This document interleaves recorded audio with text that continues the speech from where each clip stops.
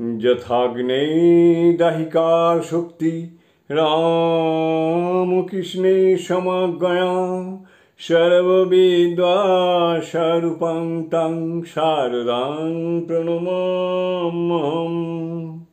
শতরূপে সারদা বই থেকে পাঠ। বিষয় শ্রীমা দীক্ষিত গৃহী সন্তানদের দৃষ্টিতে।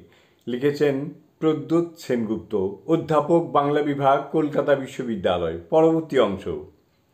শ্রীশ্রীমা তাঁর গুরুশক্তির অভয় অঙ্কে যাদের গ্রহণ করেছিলেন মন্ত্র দীক্ষায় কৃতার্থ গৃহী সন্তানেরা তাদের মধ্যে বৃহত্তর একটি অংশ। এই দীক্ষিত গৃহী সন্তানদের দৃষ্টিতে মায়ের, গুরু, দেবী, মাতা এই পরস্পর সাপেক্ষে ত্রিবিধ রূপের বিকাশ আদ্যাশক্তির স্নেহঘন মূর্তি রূপে দ্যোতিত হয়েছে।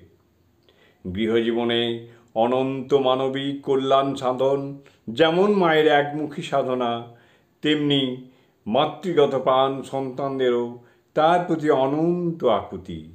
অতএব গৃহী সন্তানদের দৃষ্টিতে মায়ের সামগ্রিক স্বরূপ বিচার করতে চাইলে মায়ের প্রতি তাদের অনন্ত নির্ভরতার কথা আলোচ্য। আবার এই নির্ভরতার উৎস শ্রীশ্রীমা কেন তার যথাযোগ্য সন্ধানও নিতে হয়। জয় মা।